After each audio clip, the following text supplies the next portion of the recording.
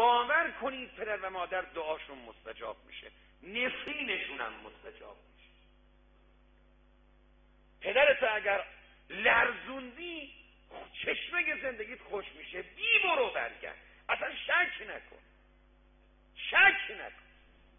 مادرت اگر ناراحت کردی یک جا تو زندگیت خودشو این ناراحتی نشون میده، شک نکن. قرآن ببین هر جا میگه لا تشرک بالله، بلا واسطه میگه و بالوالدین احسان. پدر و مادرها رو دستشونو ببوس، پای مادرت رو ببوس، خجالت هم نکش. شاید دفعه اول خجالت بکش، مادرت هم میگه چنین لوس باتی در میاری، پاشو ببینم چیکار میکنی. بگو مادر تو هر چی دلت میخواد شما بخوای بگی بگو.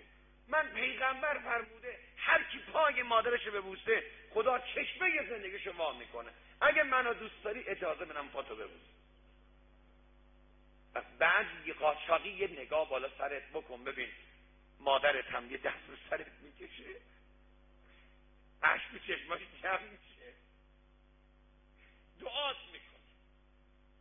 دست مادره که میبوسی یه نگاه به مادرت بکن ببین مادر توقع نداره بچه‌ش دستشو ببوسه، اما تو این دور زمونه که بعض از بچه‌ها اینقدر بی ادب شدن، وقتی یه بچه اینقدر شعور پیدا میکنه دست مادرشو میبوسه، این مادر احساس خوشبخت‌ترین مادر رو کره زمینه داره و این احساس خدا خوشحال میشه، چون رضا الله فی رضا الوالدین.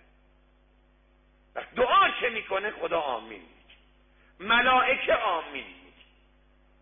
شما دست پدر و مادرتون رو ببوسید، اگر به حوائجتون نرسیدید دانشمند و لعنت بکنید.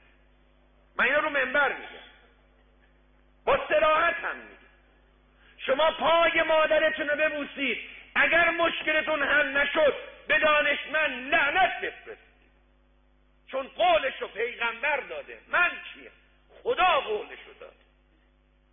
دعا نیاز دارید شما جوان، نیازمند به دعا هستید. 50% کارت مال دعا، 50% هم مواظبت.